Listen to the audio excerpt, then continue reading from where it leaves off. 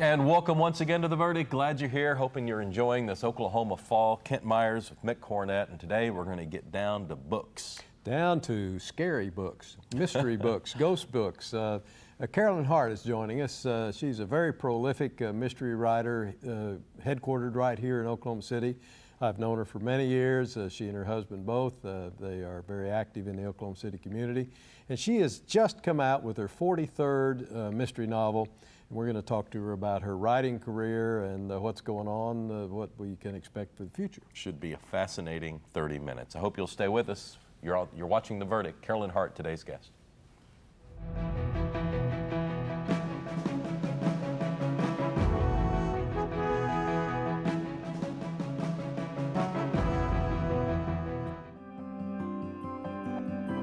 A greener planet, cleaner air, a healthy economy, national security, a smaller deficit and a stronger dollar, green jobs, better jobs, energy independence, warmth and light and transportation. The reasons Chesapeake champions natural gas include your children and grandchildren, your community and its economy, its schools, roads, and charities. More hope for the future. More confidence in the direction of our nation. The need for energy that's clean, affordable, abundant, and very American. These are the reasons Chesapeake champions natural gas every day.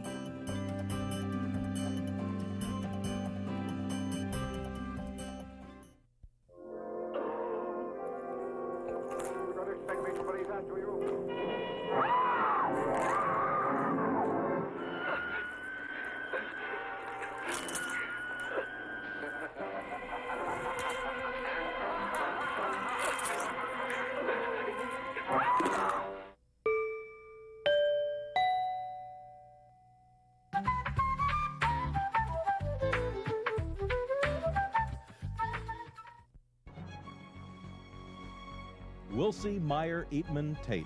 We're accountants. We do taxes, business valuations, estate planning, and consulting.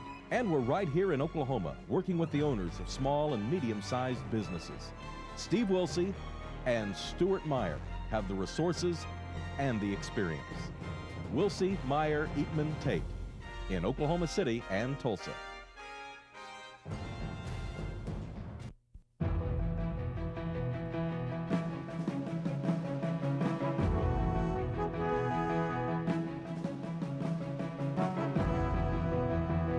Welcome back to The Verdict. Mick Cornett with Kent Myers, and Kent's going to introduce today's guest. Very pleased today to have Carolyn Hart, mystery writer from Oklahoma City, joining us for the very first time. She is a native of Oklahoma City, did her undergraduate work at the University of Oklahoma, where she graduated Phi Beta Kappa. She's a member of the Authors Guild of Mystery Writers of America. She has taught professional writing at the University of Oklahoma School of Journalism, and she is the winner of 3 Agatha Christie Awards for mystery novels. Carolyn, so glad to have you here. Well, thank you very much, Kent. It's a pleasure to be here. Well, tell us about your career as an author. It started so long ago it would take hours. Well, when you were a girl, did you want to be an author? Well, I grew up in Oklahoma City, and it was during World War II. And it didn't take very long, even for a small child, to realize how important newspapers were. And I decided I was going to be a newspaper reporter. And I worked on the Taft Chief Justice and the Old Class in Life. I majored in journalism at the University of Oklahoma. I had a trench coat. I smoked Chesterfields. And fortunately, I gave up the Chesterfields 40 years ago. But I was sure I was going to be the next Maggie Higgins. And then a funny thing happened on the way to the newsroom. I met a young law student. And we celebrated our 51st wedding anniversary this June. After we had a family, I didn't want to go back to work on a newspaper, which I'm sure you well understand, Mick, because of the hours and the stress. And that was the first time I thought about writing fiction. And my heart belongs to mysteries. And I thought, okay, I'll give this a try. I wrote a children's mystery, and it won a contest. That was my first book. and Mary, Mary Ghost is my 43rd that will be published. My So, goodness. Well, you've got 3 million books in print. That's right. And another one coming out, Mary, Mary Ghost, which we'll Yes. talk about here in just a second. What drew you to mysteries as opposed to comedies or fiction, or I mean humorous fiction or something Well, like you know, that? it took me a long time to really understand the attraction of mysteries, but I realized after I had read them for years is that people read mysteries because we live in an unjust world.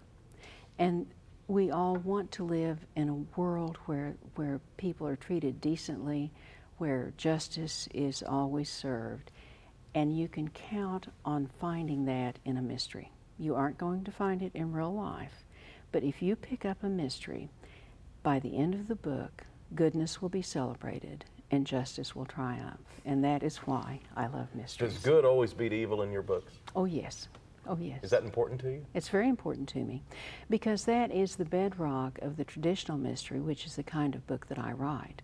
Now, I know there are books written today that are loosely included in the mystery world, but where evil is frankly celebrated. You know, they have serial killers who triumph and that sort of thing. But in the traditional mystery, goodness always wins out. I once heard an author of mysteries say that they wrote the last chapter first so they'd know when they were at the end. Oh my gracious. Are there any strategies to writing a mystery novel? A lot of prayer and hope and desperation. Actually, there are two different kinds of writers. Those who outline in advance, and I cannot do that. I know when I start a book, I know who the protagonist is, which gives you the setting and the tone and what could or could not happen. I know who the victim is, and that is the second most important decision, because it is the victims, those who surrounded the victim, who will be your cast of characters. I know who committed the crime, I know why, I have a working title, and that's absolutely all I know. Well, how in the world do you come up with your ideas? I don't know. If I knew, I would bottle and sell it, you know. Well, you've authored 43 novels so Right. far. You've got another one coming out Right. early 2010. Mhm. Is that a schedule that you try to maintain? Do you have any kind of benchmarks? Gosh, I got to get another one Yes. out. Well, yes, definitely, because you sign, it's called contracts. You're familiar with those. And I owe books. I'm currently just starting the second book. I hope to start the second book in a 3-book contract. That's usually how publishing houses have authors work. The books are due at a particular time. I have a deadline, and deadlines are very important to me. I always try to meet them. And right now, I'm committed to write 2 books a year, which is very challenging, and I'm not sure how long I can keep that up. You know. Well, in your everyday life, when you're walking, are your eyes open? Are you trying to be alert to different things that might work into your work, or is it totally something you come up with? Do your life experiences play into this content? Oh, I think so. I mean, there are so many different things. In fact, everything in a book springs from something that the author has known or read or imagined. But I remember one particular book, the idea came to me when, I believe his name, was it Robert Maxwell, the media mogul that died in a fall from his yacht in the Mediterranean. And when that happened, I thought, now how interesting. Did he jump? Did he fall? Or was he pushed? And about a few weeks, 6 weeks later, it turned out that his empire was collapsing. And that gave me the idea for a book called Dead Man's Island that came out some years ago. So your ideas come from many different things. Do you meet people, or do you find that you've woven your friends and their personalities into your characters? You know, not really. And certainly never deliberately, you know. I do remember I was writing a book once with a journalism school background. You wonder where that came from. And I was working along, and I thought, uh-oh, that character is, and I will not say who. And so I went back and I totally recast the character. I changed the character from a man to a woman, changed the physical appearance, kept the same nasty little personality, but no one would ever have known. So That's interesting. What kind of writing schedule on a daily basis do you establish for yourself? Do you try to write every day? when I'm working on a book, yes. I try to write 5 pages a day and then about 250 words to a page. So my goal is 12 to 1,300 words a day. Normal day, how long does that take you? Depends upon how well I'm doing. Yeah. It may take all day. It might take, well, it usually takes all day. You know, it usually takes all day. Well, talk about the Death on Demand series that is involved in your books. That is my longest running series. Death on Demand is a mystery bookstore on a sea island off the coast of South Carolina. And once again, authors do draw upon what they know. When I had the idea for the first book in that series, Death on Demand, which came out, gosh, in 1987, I wanted to set my mystery bookstore in a resort area. And the only resort area I knew well was Hilton Head, South Carolina, because as a family, we vacationed there starting in the mid-1970s. So my young owner of the mystery bookstore is on this beautiful sea island that was Hilton Head as it was so many years ago before it had 2 million visitors a year. And she's a very light-hearted person, but she always tries hard to do her best. She's the protagonist. Her husband is this, you know, as long as you're going to write fiction, he's tall, good-looking, blonde, and rich. You know? And I have been doing their adventures now for a long time. Let me get us to our first break. Carolyn Hart is our guest. She's written 43 books. We'll be discussing more about her work as an Oklahoma author when we get back.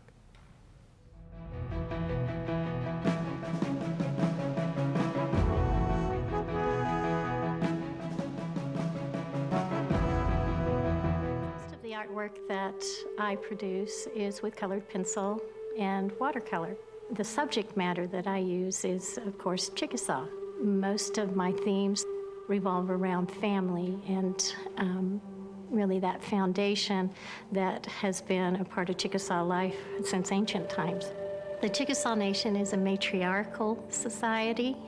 You've got one lady, she's probably the oldest member of the family, that everybody goes to and that everybody reveres. That is something that every woman can look forward to in the Chickasaw Nation because they are extremely important in the family. Maybe one day I will be a matriarch. I think this is probably the secret to the success of our government, is that we still have maintained that idea that family is the most important thing and that we must minister to the family first, and then all other things will fall into place. Home values are down in some states, but not in Oklahoma. Oklahoma's home values have increased 4.2% during the past 12 months. Unlike some states where home values have decreased as much as 20%. Good thing you're in Oklahoma. There may be real estate problems in some states, but there has never been a better time than now to buy or sell a home in Oklahoma. One of the most affordable states in the country, Oklahomans are buying and selling homes every day, and an Oklahoma Realtor can show you how. Good thing you're in Oklahoma. Okiwani is an Indian name for a place where children play. When we obtained the camp, we found a lot of oil debris left in the woods. We saw a commercial about how the oil and natural gas industry cleans up old oil well sites. We called the OERB, and they agreed to remove tons of concrete and steel. It didn't cost us a thing. Thousands of children have left their footprints on this land. Thanks to the oil and gas industry, they will for a long time to come.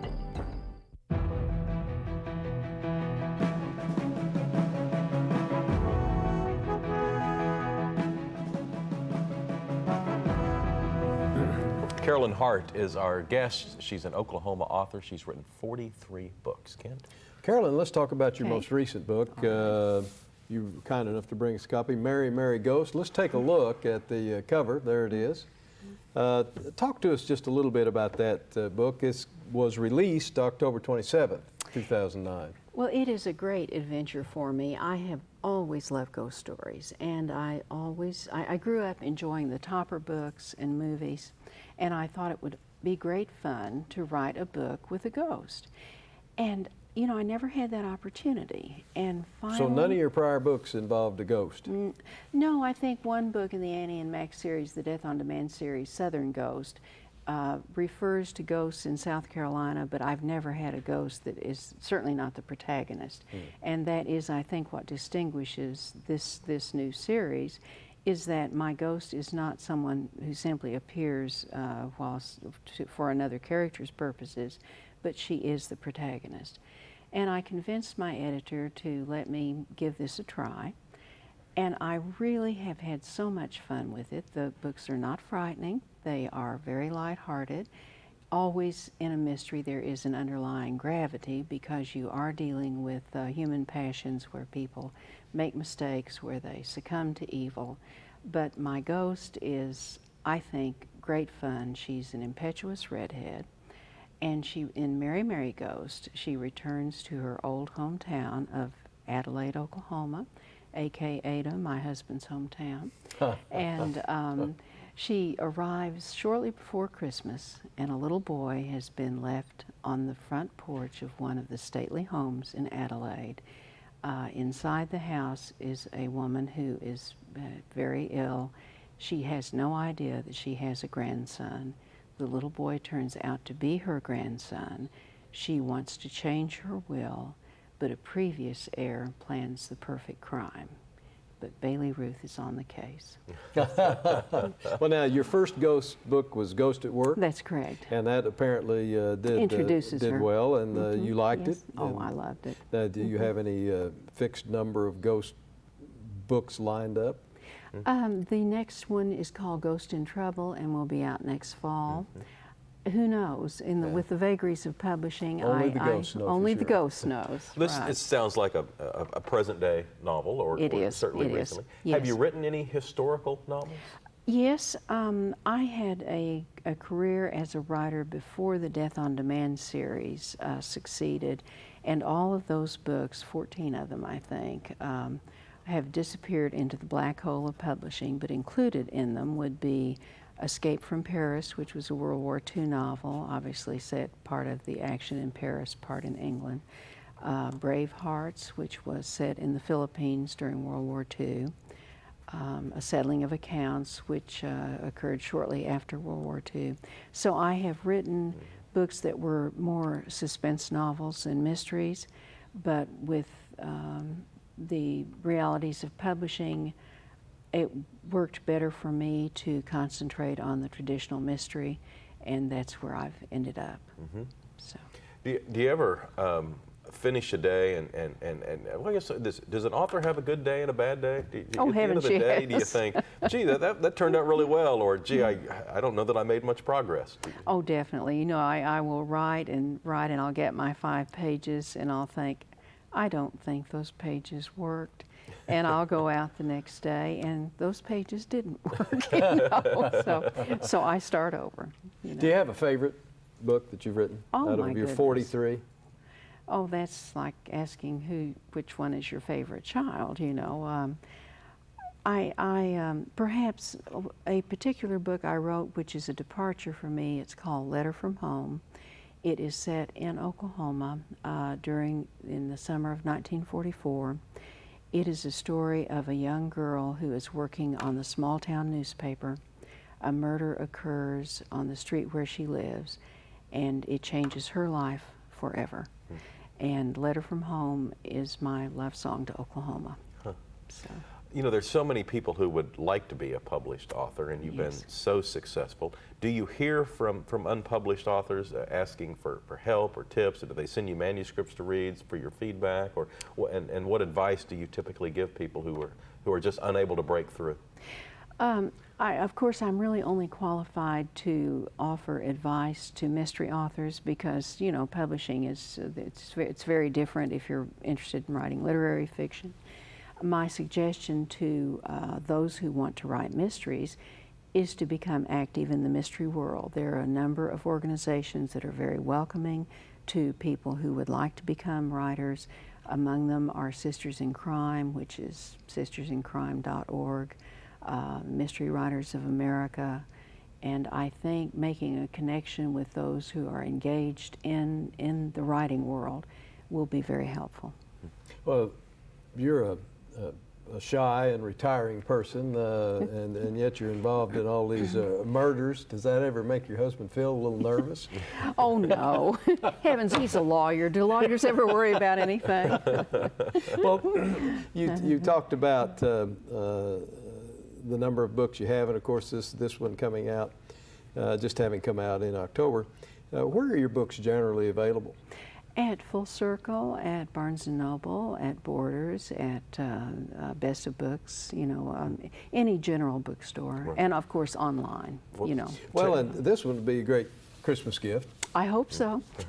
Technology has certainly changed the publishing world. Does it change from an author's perspective? You know, with the internet and the ability to sell books, and then now people are downloading, you know, books off the internet straight to their handheld devices. And does that affect the writer?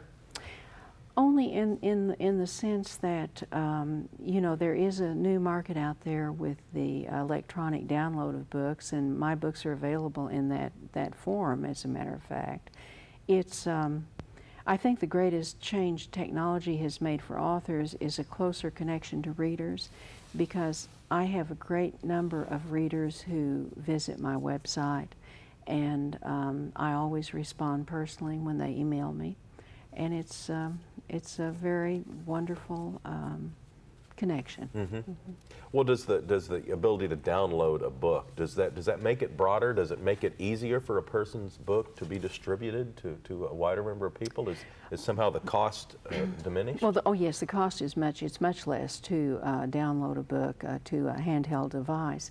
But however, the handheld devices to this point only account for about 2% of the sales. So it's an interesting technology at this point, but how much I of think an someday, impact it's going to I think be? it will have huge impact And eventually. do you read on one of these devices? Have you ever tried to read a book? No, I haven't, but I have readers who have who just swear by them. And as a matter of fact, my agent now uses her Kindle to read the manuscripts when we turn them in, so she doesn't have to lug heavy manuscripts home. Carolyn Hart has been our guest today on The Verdict. Carolyn, thank you so much. Thank you very much. Yeah, thank you very much. Incredible career, and here's to another 43. Thank you. Kent and I'll have a final word right after this.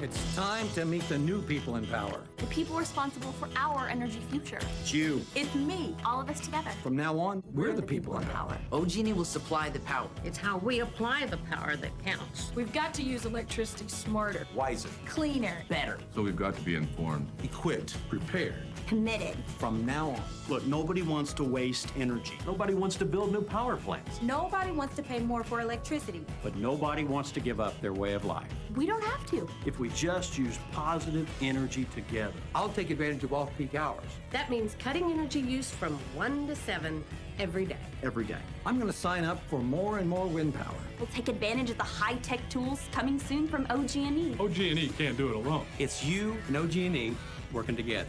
Find dozens of ways you can help at OGE.com. A positive energy future is in our power. Together.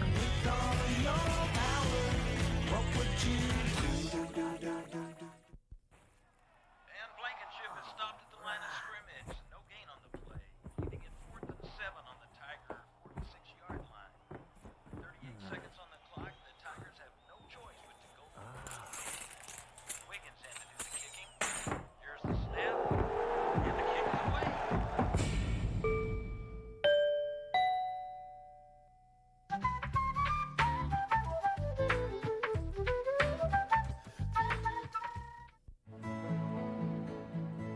The good life comes naturally to Tulsa, where nature's beauty is matched with an eye for aesthetics.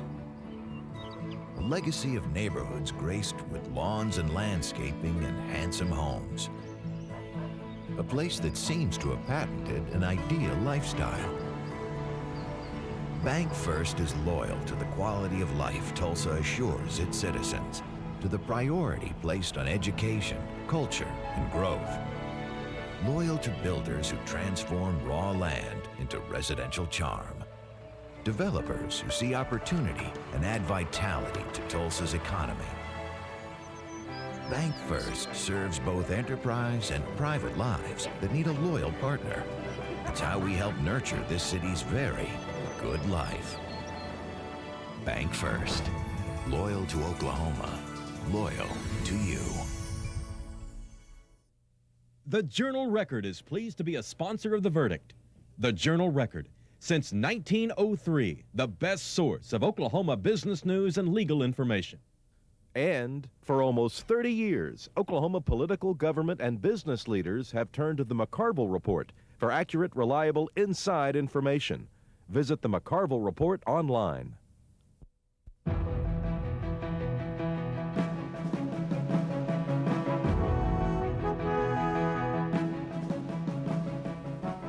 We're back on the set of The Verdict, wrapping up a show with Carolyn Hart. She's written 43 books. What a fascinating person, and what a fascinating life she's led. Well, indeed. It's quite a career, and she has published a lot of interesting things. 3 million books in print now, and more to come. I'll be interested to see how these Ghost series books go. This is the second, the one that just came out, second in a series, and there'll be another one in 2010. Be a great Christmas gift, folks. What jumped out at me was it seemed like a very solitude type of job, yet it brings so much enjoyment to millions of people, literally. Well, it's amazing. You have to be so wrapped up in what you're doing, and then so many other people benefit. It gives great escape, great relaxation, and great pleasure to a lot of people. She has a website, carolynhart.com, carolynhart.com, and of course we have a website too. If you'd like to go to our website and talk about a person you'd like to see visiting on The Verdict, or if you have a topic that you'd like to see discussed on The Verdict, we'd love to hear from you. Yeah, we do pay attention to that. The website is theverdict.tv, theverdict.tv. Thanks to Carolyn Hart for coming on the show today. Thanks to Ken. As always, I'm Mick Cornett. We will see you next time on another edition of The Verdict when we meet another interesting person or discuss a topical issue that we feel Oklahomans will be mostly interested in. We'll see you then.